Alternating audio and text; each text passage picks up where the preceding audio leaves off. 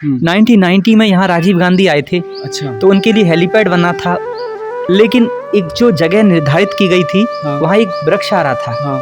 तो उन्होंने तय किया अधिकारियों ने कि वहाँ उसकी डाली काटेंगे। तो फाइनली दोस्तों, हम यहाँ पर बाबा जी के आश्रम पर पहुँच चुके हैं। यहाँ पर जो महाराज जी से हमें मिलना था, महाराज जी इस समय नहीं है, वो किसी कारणवश कथा की वजह से वो बाहर गए हुए हैं। यहाँ के जो उनके शिष्य हैं उनसे हम बात करेंगे और महाराज जी के बारे में थोड़ा सा जानने का प्रयास करेंगे। बेहतरीन, मेरे से बेहतर तरीके से जो उनके यहाँ के शिष्य हैं, सेवादार हैं, वो गाइड कर सकते हैं। आप पहले देवराहा बाबा जी के बारे में थोड़ा सा मुझे बताएं कि इनका प्रथम जो इन्होंने अपनी तपस्या स्टार्ट करी थी वो कहाँ से स्टार्ट करी थी? बाबा के बारे में पूरी तरह तो कोई नहीं जानता, क्योंकि बाबा अष्टांग योग सिद्ध संत हैं, लेकिन जो गुरुजी ने बताया है कि बाबा का जन्म माँ के गर्भ से नहीं हुआ था, बाबा की उत्पत्ति जल से हुई थी। अच्छा। लेकिन ऐसा पाया जाता है कि जो देवरिया बाबा की तपोभूमि रही है, 1946 में देवरिया का नाम बाबा के देवराहा नाम के ऊपर ही रखा गया था। अच्छा। तो बाबा सर्वप्रथम देवरिया में ही दिखे थे। अच्छा। बाकी बाबा एजलेस सेंट हैं,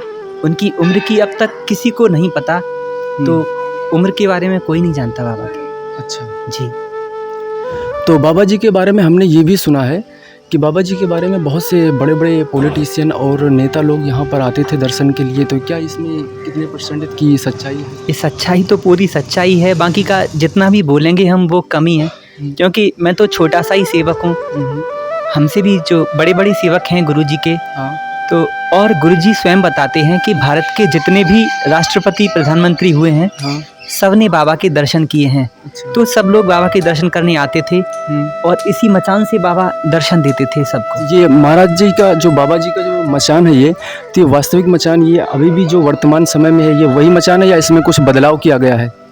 मचान तो वही है, भूमि भी वही है, लेकिन समय समय से इसको थोड़ा रिनोवेट किया जाता है ताकि ये सुरक्षित रह सके। यहीं पहले थोड़ा नीचा था मचान, अब यहाँ प्लेटफॉर्म थोड़ा बन गया है।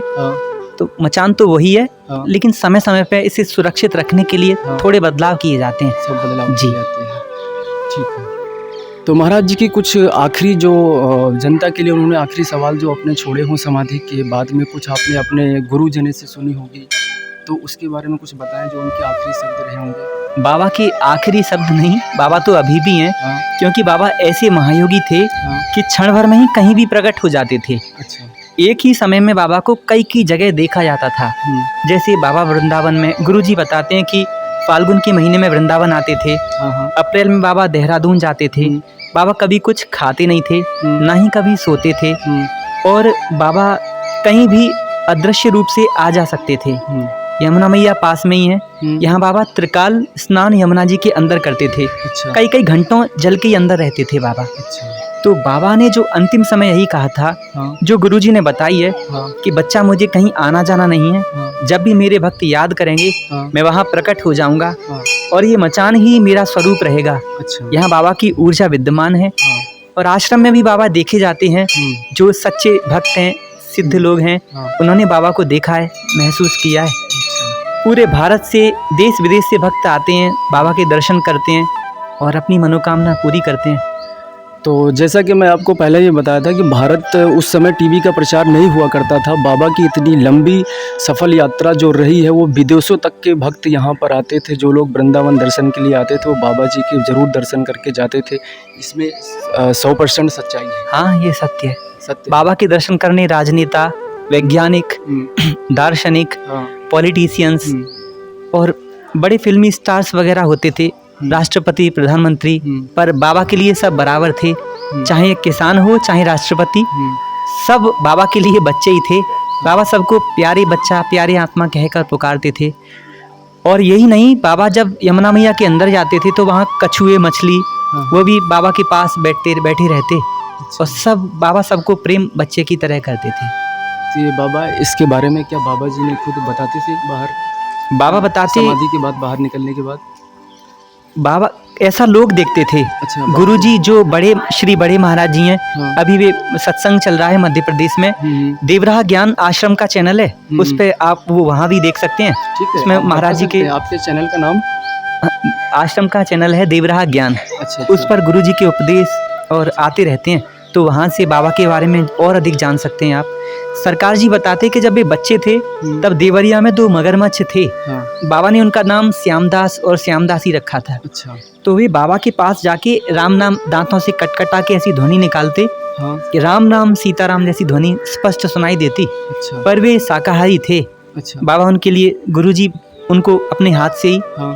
इतनी सारी रोटियां देते तो वो खाते। हाँ। फिर बाबा के पास जब बाबा यमुना जी में वहाँ पे सरयू जी हैं हाँ। हाँ। तो उनके अंदर जाते तो मगरमच्छ भी वहीं आसपास ही रहते थे। अच्छा। बाबा को कोई क्षति नहीं पहुंचाते थे? बाबा की क्षति क्या, वो बाबा के शिष्य ही थे। बाबा ने उनका नाम दीक्षा दे के उनका नाम रामदास और रामदास ही रखा था। जी ठीक है। बाबा जी के बारे में अगर आपको बेहतरीन और जानकारी चाहिए तो वहाँ उनके चैनल का यहाँ पर आप ये देख सकते हैं, देवराहा ज्ञान करके चैनल है। आप यूट्यूब पे सर्च करेंगे तो वहाँ पर आपको बेहतरीन तरीके से और बेहतरीन से अच्छी वहाँ पर आपको जानकारी उपलब्ध हो जाएगी। हम यहाँ पर आए थे अभी मथुरा वृंदावन घूमने के लिए, तो हम बाबा की जो हम यहाँ पर मचान थे, हम यहाँ पर पहली बार आए तो हमें काफ़ी आकर्षक यहाँ का चीज़ लगा। और ये तपोभूमि रही है बाबा की, और यहाँ पर बाबा खुद यहाँ पर जो आश्रम की चारों तरफ की जो तपोभूमि, यहाँ पर खुद वो घूमा करते थे। जी ऐसा यहाँ की भूमि का ये प्रभाव है कि यहाँ अभी भी सर्प वगैरह निकलते हैं जब बरसात होती है। हाँ हाँ हम सब यहीं सोते हैं। हाँ। पर कोई किसी को काटता नहीं है। अच्छा। और यहाँ आज भी यमुना मैया जो इधर हैं बाबा की परिक्रमा करके तब आगे जाती हैं। अच्छा जी ये प्रभाव है। और बाबा के समय के ये वट का वृक्ष है। हाँ। पंचवटी है। हाँ। ये बाबा की ऊर्जा की भूमि है। अच्छा। यहाँ आते ही दिमाग अपने आप शांत स्थिर हो जाता है। हाँ। वो तो ऐसा तो मुझे खुद महसूस हो रहा है, मुझे खुद महसूस हो रहा है ऐसा। और हमारे जो भी अगर व्यूअर्स वगैरह अगर इस चीज़ में कितनी सच्चाई है कितनी नहीं, अगर वो आना चाहते हो तो यहाँ पर आकर के खुद महसूस कर सकते हो। यहाँ पर कोई अभी लेटेस्ट में कोई चमत्कार वगैरह ऐसा कुछ ऐसे बहुत सारे चमत्कार होते हैं यहाँ, लेकिन भक्तों की भावना के हिसाब से। अच्छा। जो जैसी भावना और जितना विश्वास प्रेम करता है भगवान से, उसके साथ वैसी कृपा होती है। 1990 में यहाँ राजीव गांधी आए थे। अच्छा। तो उनके लिए हेलीपैड बना था, लेकिन एक जो जगह निर्धारित की गई थी वहाँ एक वृक्ष आ रहा था। हाँ। तो उन्होंने तय किया अधिकारियों ने कि वहाँ उसकी डाली काटेंगे। अच्छा। पर जब बाबा को पता चला तो बाबा ने कहा, बच्चा हाँ। तुम्हारा पीएम आए हाँ। या ना आए, हाँ। डाली नहीं कटेगी। अच्छा। ये वृक्ष मेरा शिष्य है। हाँ। ये मुझसे पूछेगा तो इसे क्या उत्तर दूंगा। तो जो डीएम और मथुरा के बड़े बड़े अधिकारी थे उन्होंने कहा, बाबा हमारी नौकरी फिर संकट में आ जाएगी, क्योंकि पीएम तो आएंगे ही। हाँ। तो अगर हम ये नहीं करेंगे तो उनकी सुरक्षा में कुछ खतरा वगैरह हुआ तो दिक्कत हो जाएगी। अच्छा। बाबा बोले, बच्चा तुम डरो नहीं, मैं तुम्हारे पीएम का कार्यक्रम ही कैंसिल करता हूँ। अच्छा। तो बाबा ने यहीं से ही इसी मचान से ही 2 घंटे बाद कुछ समय बाद अनाउंसमेंट हुआ कि उनका कार्यक्रम ही रद्द हो गया। अच्छा। फिर वो आए नहीं। फिर वो अगली बार आई जब बाढ़ पूरी हो गई थी तो अलग हेलीपैड बना था। वो पेड़ नहीं कटा था। अच्छा, पेड़ नहीं कटा। ये आश्रम के जो वृक्ष है ना, ये बाबा के शिष्य ही हैं। अच्छा। यहाँ की ऊर्जा बाबा की जागृत तपस्या की भूमि है। यहाँ जो भक्त आते हैं वो फील करते हैं। तो ये सिद्ध स्थल है मतलब। अच्छा। ये सामने बाबा का समाधि स्थल है। यहाँ सुबह और शाम आरती होती है। सामने वो गुरुजी वहाँ दर्शन कर देते हैं। तो जब गुरुजी होते हैं तो भक्त वहीं से महाराज जी के दर्शन करते हैं। अच्छा। बाबा की जो युग और गुरु परंपरा है उसको बड़े महाराज जी ही अभी पूरी दुनिया में प्रचलित करते हैं, संभालते हैं। तो महाराज जी के भी दर्शन सबको करने चाहिए। अच्छा लखन जी वो जा रहे हैं उधर, राधे राधे, वहाँ मत जाइए। ओके, तो दोस्तों फाइनली हम आपको यहाँ का जो यहाँ की जो प्रक्रिया थी उसको हमने आपको, यहाँ के जो शिष्य मंडल थे। आपका शुभ नाम? मेरा नाम मोहित है। अच्छा, मोहित जी के द्वारा आपको प्राप्त हुआ है। तो आप अगर इधर आना चाहते हैं मथुरा वृंदावन, तो यहाँ पर आप एक बार ज़रूर विजिट कीजिएगा। देवराहा बाबा के और भी चमत्कार आपको यहाँ पर बैठकर ज्ञान देते रहते हैं। उनके शिष्य हैं, वो भी यहाँ पर बैठ के कम से कम आपको आधे घंटे, जितनी देर आप उतनी देर बैठना चाहें उतनी देर आप यहाँ पर बैठकर उनसे ज्ञान अर्जित कर सकते हैं, क्योंकि ज्ञान लेने में कोई चार्ज नहीं लगता है। थैंक यू दोस्तों। और अगर आप हमारे चैनल को देख रहे हैं तो हमारे चैनल को आप सब्सक्राइब कर सकते हैं, लाइक कर सकते हैं और शेयर भी कर सकते हैं। मिलेंगे हम आपको अगले एक नई जगह पर। तब तक के लिए धन्यवाद। Thank you.